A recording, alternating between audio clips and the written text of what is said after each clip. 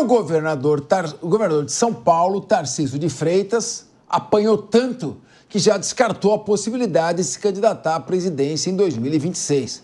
Não deixou de trabalhar? Em entrevista ao canal Livre da Band, Tarcísio afirmou que pretende disputar a reeleição para o governo do estado. O governador disse que é muito fiel a quem o elegeu e que tem projetos para entregar entre 2028 e 2030. Sérgio Zagarino, acho que o homem agiu rápido e agiu certo, porque não consegue trabalhar. De repente, tudo que ele está fazendo é errado. Só porque ele pode vir a ser candidato a presidente. Recebe ordem do Supremo para botar câmera em todo mundo, só o estado de São Paulo, começa a apanhar uma barbaridade da imprensa, de todo mundo. Ele já foi lá e falou, eu sou candidato à reeleição do estado de São Paulo, pode deixar, deixa eu trabalhar, por favor, não precisa me perturbar, não. E parece que ele agiu corretamente, hein? Agora, na política, né, você sabe como é que é, a nuvem está assim, outra hora está assado. Qual a sua opinião?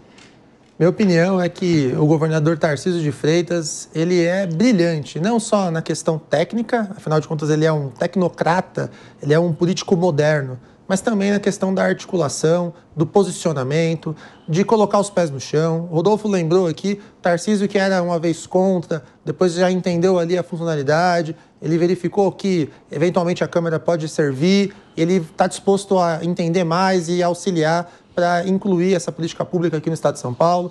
Tarcísio hoje, ele sem sombra de dúvidas, ele tem uma aprovação acima de 60%, 70% aqui no estado de São Paulo. Quando ele toma medidas mais enérgicas, bate os 80%, como aconteceu na Baixada Santista com a Operação Escudo. Tarcísio de Freitas, ele vem com o capital político de Jair Messias Bolsonaro.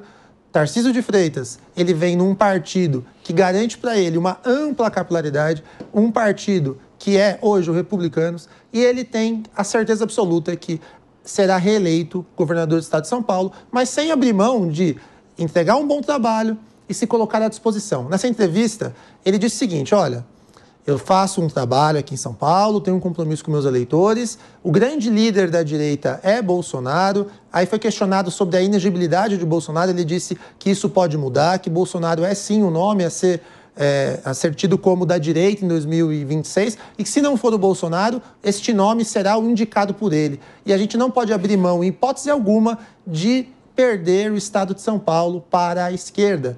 Isso porque o estado de São Paulo, ele é o grande mártir do país. Não há de se falar em PIB no Brasil se não falar no estado de São Paulo. O estado de São Paulo, ele é aquele que arrecada e sustenta os outros estados aqui do país.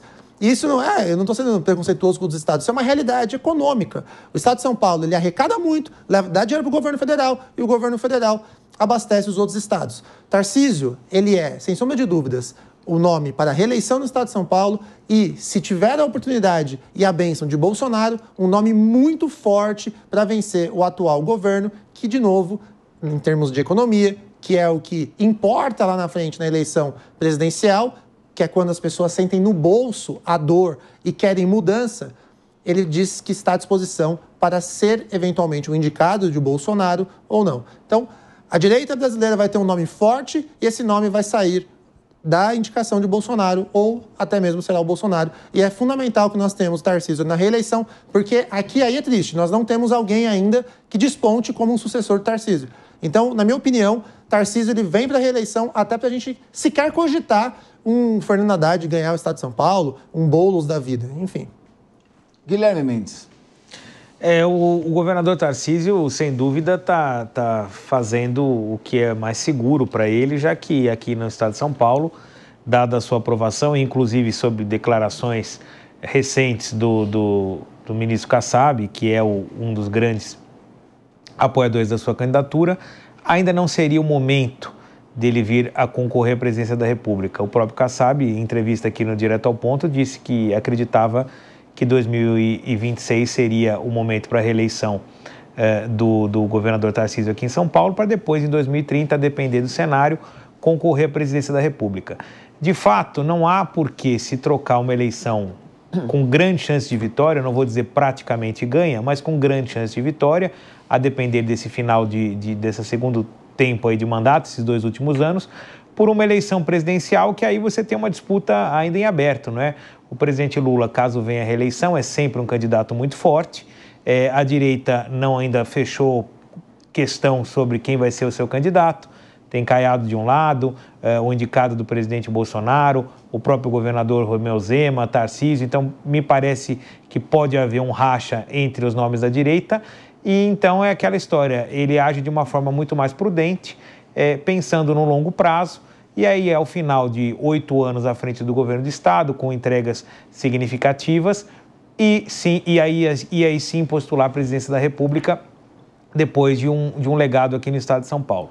E é preciso fazer um elogio ao governador Tarcísio, que nesse caso das câmeras corporais, a gente viu aí a matéria anterior, teve uma atitude nobre, uma atitude de um homem com H maiúsculo, não só um homem público, mas um homem na acepção comum do termo, de reconhecer quando erra, publicamente reconhecer o seu erro e dizer, olha, não tenho vergonha de mudar de opinião, os dados me trouxeram uma outra perspectiva e eu não tenho problema nenhum de fazer essa correção de rota publicamente. Só as grandes pessoas, os grandes homens têm essa grandeza e ele mostrou isso, não só como ser humano, mas também como homem público. Espero que ele leve a cabo essa implementação das câmeras para que a gente consiga acabar com o caos na segurança pública aqui do nosso estado. Eu fico muito feliz de ver o Guilherme Mendes praticamente declarando voto no Tarcísio, Guilherme. Não, pelo contrário, eu não sei em quem eu vou votar, Aliás, não sei nem quem vão ser os candidatos. Mas uma coisa é a escolha do voto. Guilherme, não entra nessa provocação. A outra coisa... Eu quero dar, em primeiro lugar, eu quero dar os parabéns ao governador Tarcísio de Freitas. Seu regime tá nota 10. Estou gostando de ver, estava meio fortinho. Bom, queria ouvir você agora. Vou falar sobre esse caso, sobre a reeleição, né, para 2026, mas deixa eu fazer um adendo sobre a pauta ainda das câmeras, que talvez tenha sido mal interpretado aqui, tá? Eu sou a favor das câmeras, a favor do policial. Hoje nós vivemos uma sociedade aqui em São Paulo. Por que as câmeras estão em São Paulo e não estão na Bahia? Porque na Bahia ainda se respeita o policial lá. Aqui em São Paulo, a sociedade taca pedra numa viatura da polícia. E a gente está falando da polícia militar. Mas vai nas delegacias suburbanas aí para você ver como a polícia civil está sucateada. A doutora Raquel Galinatti não mencionou isso. Mas eu vou falar porque eu tenho muitos amigos policiais, inclusive muitos delegados, que falam que a polícia civil está sucateada. Então, é um adendo aí, observação, tá? As câmeras que aqui estão hoje na farda dos policiais servem de instrumento de defesa para os policiais. Dito isso, a questão da reeleição do governador de São Paulo é uma questão óbvia. Isso só mostra o enfraquecimento da direita no país.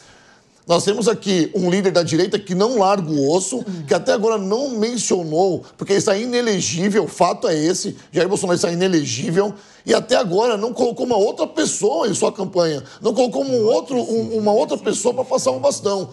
Assim como o meu amigo Guilherme disse aqui, que vai haver um racha na direita no país, logo, as eleições presidenciais, elas estão avançando, e nós não temos um nome significativo da direita. Em São Paulo se fala em Tarcísio de Freitas, mas olha, desde 89, na redemocratização, que um governador não venha à presidência, não é eleito a um cargo da presidência. O último foi Fernando Collor de Mello.